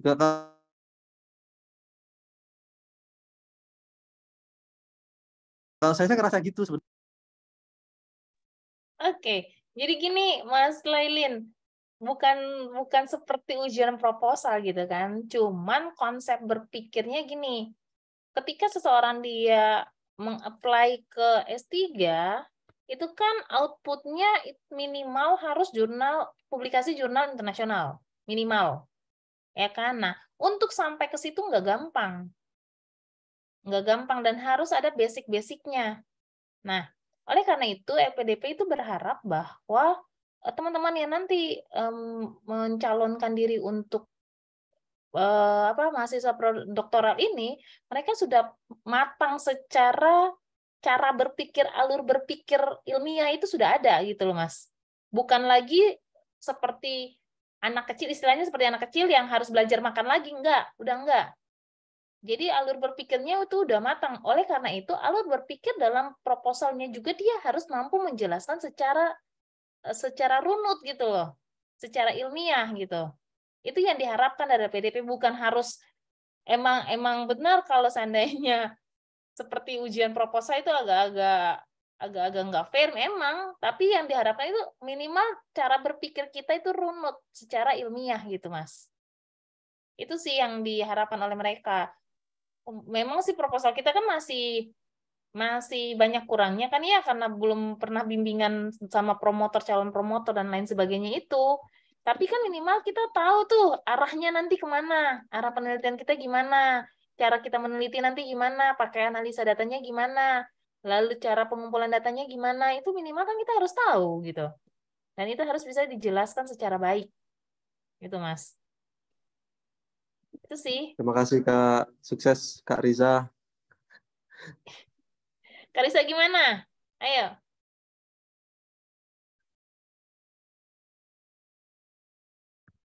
Ya, jadi itu tadi sangat insightful sekali ya untuk jawabannya Kak Janet. Terima kasih banyak untuk segala masukannya. Jadi mungkin saya sih sebenarnya tadi sempat sebelum komen dari Mas Rizal ya, terutama kayak poin berulang itu harus dihindari tadi katanya. Ya, saya sih sepakat sebenarnya bahwa poin berulang itu kan sebenarnya nggak enak didengar gitu ya ketika terutama oleh interviewer. Tapi saya tadi sih berpikirnya bahwa sebenarnya Mas Rizal mau menguji konsistensi saya gitu loh. Jadi maksudnya apakah nanti berubah nih arahnya gitu. Itu tadi sih yang di mindset saya, wah nih kayaknya Mas Rizal pengen menguji konsistensi saya. Jadi ya udah saya coba jelaskan hal yang sama mungkin dengan pendalaman yang sedikit berbeda. Tadi sih niatnya seperti itu Mas Rizal. Nah, kalau kayak gitu, saya takut mungkin agak tricky juga ya. Takutnya nanti jadi salah persepsi nih, berbeda persepsinya antara saya sama interviewer gitu. Itu kira-kira gimana ya, Kak Janet ya? Maksudnya supaya nanti yang tadinya mungkin sebenarnya Mas Rizal pengen tahu benar-benar poin yang baru gitu. Tapi di satu sisi saya malah mikirnya Mas Rizal pengen menguji konsistensi saya nih gitu. Itu kira-kira gimana kita bisa identifikasi hal tersebut dan ya jadinya kita punya peluru yang pas gitu loh, pas nembakin statement gitu. Nah, Janet, ada saran nggak? Nah, kalau saran saya, kita jangan bermain dengan mindset kita. Itu saran saya sih. Jadi kita harus berusaha untuk mengikuti alur berpikirnya interviewer. Karena kadang-kadang gini, ketika interviewernya sedang bertanya, itu di otak kita tuh sudah langsung apa ya? Udah langsung mikir, oh ya sini saya mau jelasin ini, mau jelasin ini gitu kan.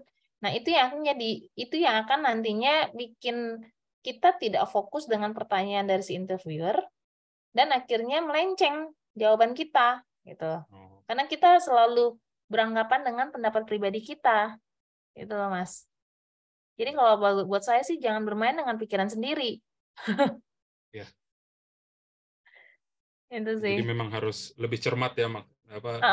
Kalaupun memang pertanyaannya pertanyaannya dari si interviewer itu Mas Risa nggak paham, boleh kok ditanya lagi, Ibu, Bapak, mohon maaf, bisakah diperjelas lagi pertanyaannya, gitu. Ditanya lagi nggak apa-apa. Kalau memang masih rancu pertanyaannya, ditanya lagi nggak apa-apa. Ya. Oke, siap. Ya, ini dari siapa sih? Mas Ahmad. Mas, jadi saya nggak tahu ya kalau untuk keilmuannya masing-masing teman-teman, tapi yang pasti untuk menyebutkan metode itu bisa kok. Silahkan disebutkan aja. Kalian mau pakai metode apapun itu, silahkan sebutkan dan jelaskan, nggak apa-apa.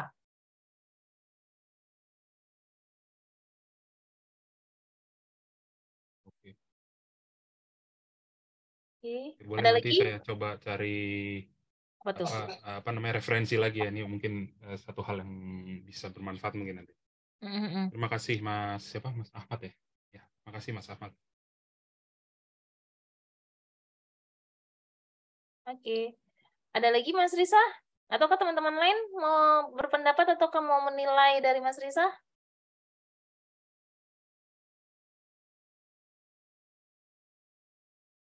Oke, Kak. Oh ini ada nih. Ini mohon maaf, ini Mas atau Mbak sih? Murtafia, silakan. On mic aja. Makasih Kak Jen.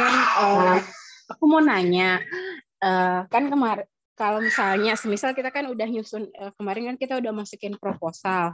Terus misalnya setelah kita baca, kan kemarin misalnya kita bikin proposalnya itu tidak karena terkait waktu mepet ya, jadi ada beberapa hal yang mungkin terlewat, dan setelah kita baca kembali untuk persiapan tes substansi ini, itu kita baru nyadar. Nah, itu gimana ya kira-kira Kak? Maksud saya, apakah kita bisa meralat atau ya udah jalan dengan apa yang udah kita masukin aja gitu?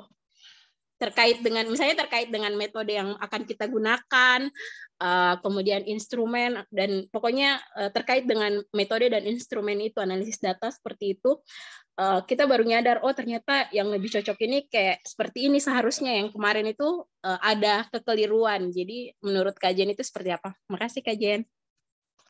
Ya, teman-teman, aku dulu juga begitu, gitu. Kenapa? Karena kita terbatas dengan waktu yang mepet dan keterbatasan jumlah kata, 1.500 kata ya kalau nggak salah ya. Jadi 1.500 apa 2.500 sih saya lupa. 1.500 sampai 2.000 Kak. Sampai 2.000 kan. Nah, karena keterbatasan jumlah kata itu juga yang akhirnya membuat kita minim akan penjelasan. Nah, oleh karena itu jawaban saya bisa dijelaskan kembali kalau ditanyakan. Tapi kalau tidak ditanyakan, tidak usah gitu. Ya, jadi jawab saja sesuai dengan apa yang ditanya gitu. Kalau memang ketika ditanya harus dijelaskan kembali, ya dijelaskan kembali. Tapi kalau seandainya pewawancaranya tidak menanyakan itu, ya udah nggak usah kita jelasin gitu. Jangan menggali lubang bagi diri kita sendiri gitu. Ya, itu sih Mbak Murtafia. Makasih Kak Jen. Ya, aku juga begitu. Jadi tenang aja, nggak apa-apa. Oke, ada lagi? Mas Rizal terakhir mungkin sekalian closing ya.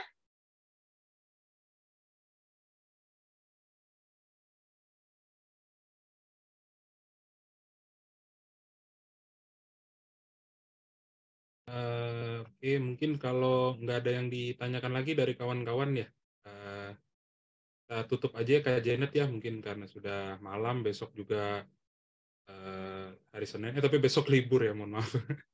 Ini kebiasaan saya karena kerja di tambang, mau tanggal merah juga tetap masuk, tapi ini kebetulan karena lagi cuti aja, jadi pas lagi di Bekasi. Gitu. Oke, Mas mungkin. Rizal mau nambah terakhir, Mas? Oke, coba Mas Rizal, mungkin ada yang mau tambahkan, Mas Rizal? Nggak ada sih, Mbak. Cukup.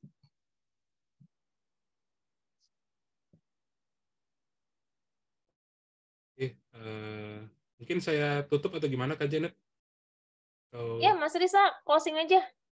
Oke, sebelumnya saya ucapkan terima kasih kepada Kak Janet dan Mas Rizal. Kak Janet sudah bersedia meluangkan waktunya, dan juga Mas Rizal juga karena tadi mendadak ya saya hubungi sudah bersedia gitu, karena kebetulan satu dan lain hal harus digantikan seperti itu. Jadi saya sangat mengapresiasi, sangat bermanfaat untuk saya, terutama saat ini sedang mengejar untuk LPDP.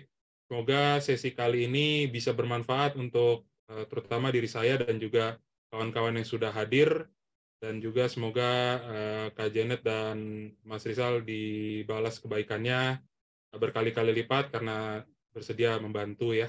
Semoga ke depan kita bisa berinteraksi lagi, mungkin dalam kesempatan yang berbeda. Sekali lagi saya ucapkan terima kasih. Saya izin untuk tutup ya, Kak Janet, Kak Rizal. Terima kasih. Selamat malam. Assalamualaikum warahmatullahi wabarakatuh. Waalaikumsalam, selamat Waalaikumsalam. malam. Terima kasih semuanya. Sukses ya, Terima Rizal kasih. sama teman-teman. Sama-sama, Kak. Sama-sama. Makasih Sukses. Kak. Terima kasih. Saya pamit ya.